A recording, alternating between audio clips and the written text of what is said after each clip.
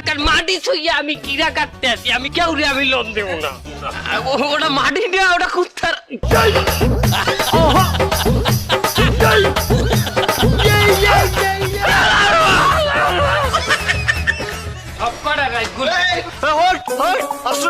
অস্ত্র নামান।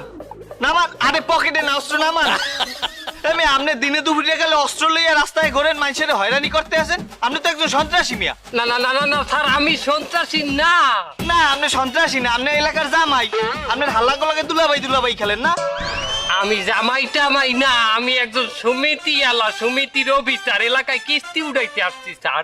তা কিস্তি তুলতেছেন, আপনি এত অস্ত্র কিনলে গিয়া? জীবনে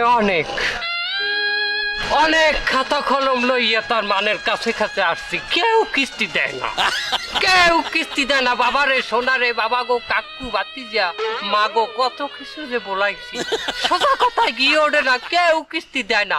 তার বাধ্য হইয়া হাতে অস্ত্র উঠাই নিচ্ছি, আমার সমিতিরে আমি স্বাধীন করবো, আমার সমিতির ব্যাপার কিস্তি আমি উঠাবো।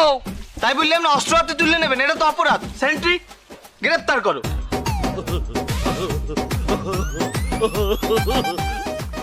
গ্রেফতার করো। পারবেন না। পারবে না কেন? আমার দেখতে লোন নেছে, আমার সমিতি করে। তুই ওর দিতে লোন নেছো? কথা কও না কেন?